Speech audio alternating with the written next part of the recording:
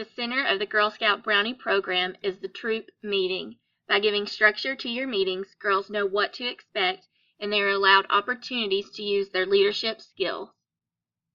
The first part of the Brownie meeting is the pre-meeting, followed by the opening, the Brownie ring, program or activity, cleanup, and the closing. The pre-meeting or startup activity is designed to keep the girls entertained until all the girls have arrived and the meeting can start.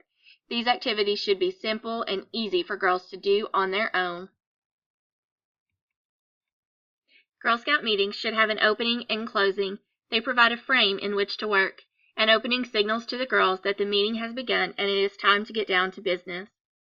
Traditional Girl Scout troops open with girls saying the Girl Scout promise and doing a simple flag ceremony. The Brownie ring is usually held once a month. For more on the Brownie ring, see Troop Government. The program or activity is the major part of the meeting. Have fun, earn Brownie badges, take a Brownie journey and earn awards, participate in service projects, take short trips in the community or other activities of the girls' choosing. Knowing when to change an activity is the key to keeping your meeting running smoothly. Cleanup is everyone's responsibility. Use a caper chart to divide responsibilities. This is a Brownie cleanup song which is typically sung to the tune of London Bridge.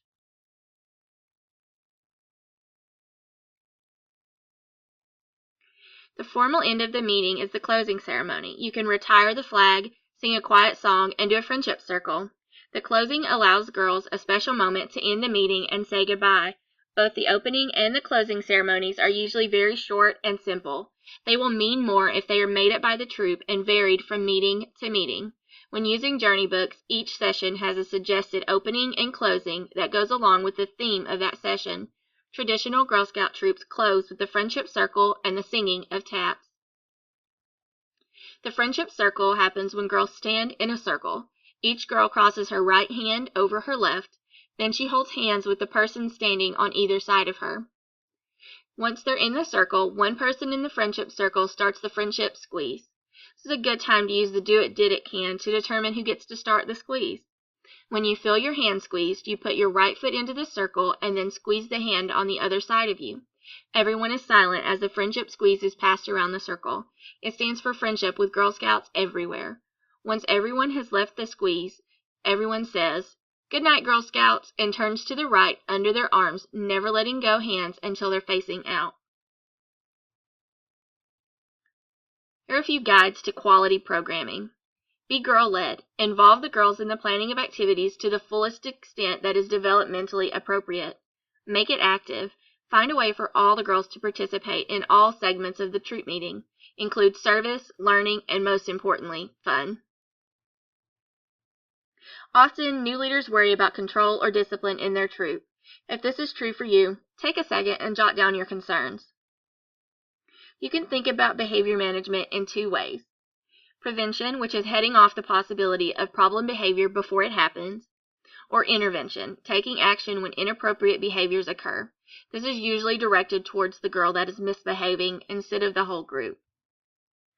Techniques for prevention include using the meeting wheel so your meeting has structure, using the caper chart and the Do It Did It cans to keep girls involved in the details of the meeting, using the girl processes, girl-led, learning by doing, and cooperative learning, using the Girl Scout quiet sign, relating to girls in a respectful manner, having activities like games ready when the girls seem like they have a lot of energy or you get done with an activity early, developing a team agreement so girls have a say in the rules of the troop.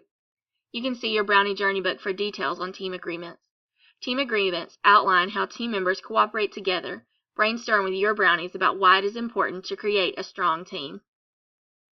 Using positive reinforcement activities when necessary. Sometimes you have a group of girls that need some external motivation to control their behavior. When that is the case, you should try some positive reinforcement techniques.